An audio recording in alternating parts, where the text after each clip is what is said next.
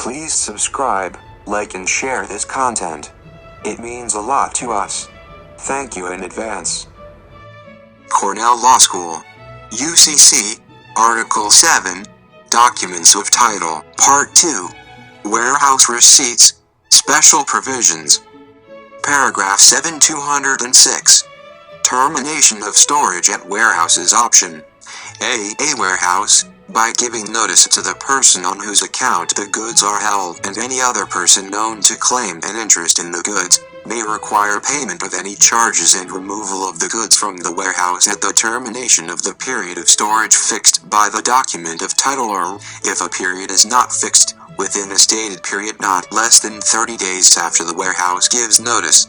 If the goods are not removed before the date specified in the notice, the warehouse may sell them pursuant to Section 7210. B. If warehouse in good faith believes that goods are about to deteriorate or decline in value to less than the amount of its lien within the time provided in subsection A and Section 7210, the warehouse may specify in the notice given under subsection A any reasonable shorter time for removal of the goods and, if the goods are not removed, may sell them at public sale held not less than 1 week after a single advertisement or posting.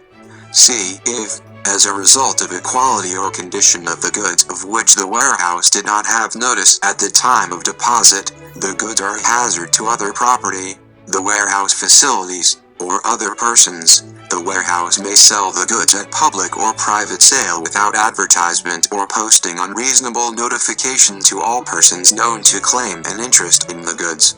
If the warehouse, after a reasonable effort, is unable to sell the goods, it may dispose of them in any lawful manner and does not incur liability by reason of that disposition. D. A warehouse shall deliver the goods to any person entitled to them under this article upon due demand made at any time before sale or other disposition under this section. E. A warehouse may satisfy its lien from the proceeds of any sale or disposition under this section, but shall hold the balance for delivery on the demand of any person to which the warehouse would have been bound to deliver the goods. Paragraph 7207. Goods must be kept separate. Fungible goods. A. Unless the warehouse receipt provides otherwise, a warehouse shall keep separate the goods covered by each receipt so as to permit at all times identification and delivery of those goods. However, different lots of fungible goods may be commingled. B. If different lots of fungible goods are commingled, the goods are owned in common by the persons entitled thereto, and the warehouse is severally liable to each owner for that owner's share. If, because of overissue, a mass of fungible goods is insufficient to meet all the receipts the warehouse has issued against it, the persons entitled include all holders to which overissued receipts have been duly negotiated. Paragraph 7208. Altered warehouse receipts. If a blank in a negotiable tangible warehouse receipt has been filled in without authority, a good faith purchaser for value and without notice of the lack of authority may treat the insertion as authorized. Any other unauthorized alteration leaves any tangible or electronic warehouse receipt enforceable against the issuer according to its original tenor. Paragraph 7209. Lien of Warehouse. A warehouse has a lien against the bailer on the goods covered by a warehouse receipt or storage agreement or on the proceeds thereof in its possession for charges for storage or transportation, including demurrage and terminal charges, insurance, labor, or other charges, present or future, in relation to the goods, and for expenses necessary for preservation of the goods or reasonably incurred in their sale pursuant to law. If the person on whose account the goods are held is liable for similar charges or expenses in relation to other goods whenever deposited, and it is stated in the warehouse receipt or storage agreement that a lien is claimed for charges and expenses in relation to other goods, the warehouse also has a lien against the goods covered by the warehouse receipt or storage agreement or on the proceeds thereof in its possession for those charges and expenses, whether or not the other goods have been delivered by the warehouse. However, as against a person to which a negotiable warehouse receipt is duly negotiated, A warehouse's lien is limited to charges in an amount or at a rate specified in the warehouse receipt or, if no charges are so specified, to a reasonable charge for storage of the specific goods covered by the receipt subsequent to the date of the receipt.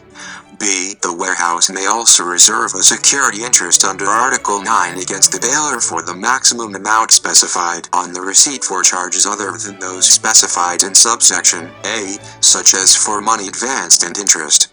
A security interest is governed by Article 9. C. A warehouse's lien for charges and expenses under subsection A or a security interest under subsection B is also effective against any person that so entrusted the bailer with possession of the goods that a pledge of them by the bailer to a good faith purchaser for value would have been valid. However, a lien or security interest is not effective against a person that before issuance of a document of title had a legal interest or a perfected security interest in the goods and that did not 1. Deliver or entrust the goods or any document covering the goods to the bailer or the bailer's nominee with actual or apparent authority to ship, store, or sell, or with power to obtain delivery under Section 7403, or with power of disposition under Sections 2403, 2A-304, 2, 2A-305, 2, or 9320 or other statute or rule of law, or 2. Acquiesce in the procurement by the bailer or its nominee of any document.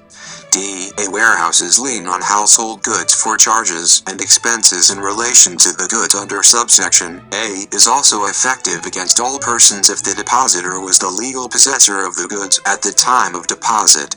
In this subsection, household goods means furniture, furnishings, or personal effects used by the depositor in a dwelling. E. A warehouse loses its lien on any goods that it voluntarily delivers or unjustifiably refuses to deliver.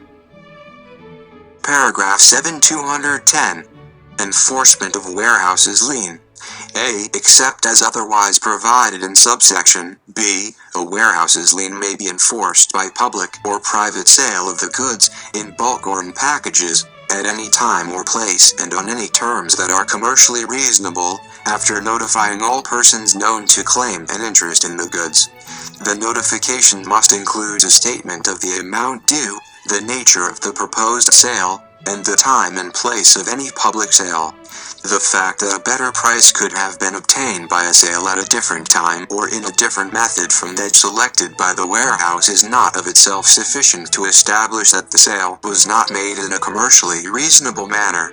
The warehouse has sold in a commercially reasonable manner if the warehouse sells the goods in the usual manner in any recognized market, therefore, sells at the price current in that market at the time of the sale, or has otherwise sold in conformity with commercially reasonable practices among dealers in the type of goods sold. A sale of more goods than apparently necessary to be offered to ensure satisfaction of the obligation is not commercially reasonable, except in cases covered by the preceding sentence. B. A warehouse's lien on goods, other than goods stored by a merchant in the course of its business, may be enforced only if the following requirements are satisfied. 1. All persons known to claim an interest in the goods must be notified.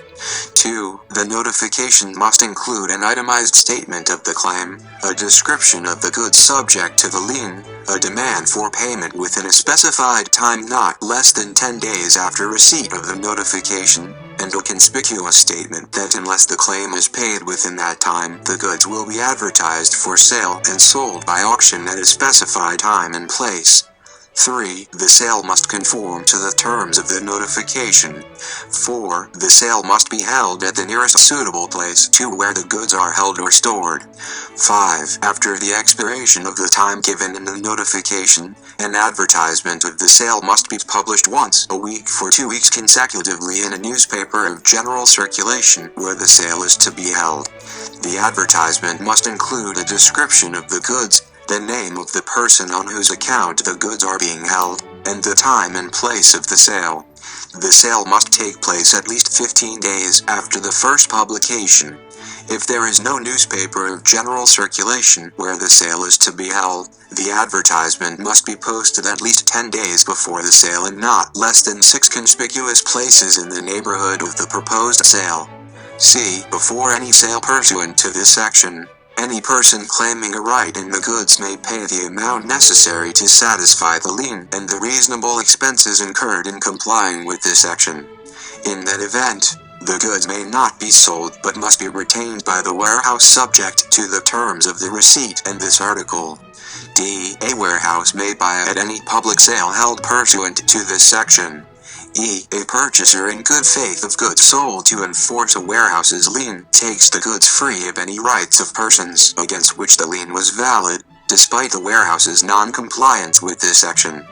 F. A warehouse may satisfy its lien from the proceeds of any sale pursuant to this section but shall hold the balance, if any, for delivery on demand to any person to which the warehouse would have been bound to deliver the goods. G. The rights provided by this section are in addition to all other rights allowed by law to a creditor against a debtor. H. If a lien is on goods stored by a merchant in the course of its business, the lien may be enforced in accordance with subsection A or B. I. A warehouse is liable for damages caused by failure to comply with the requirements for sale under this section and, in case of willful violation, is liable for conversion.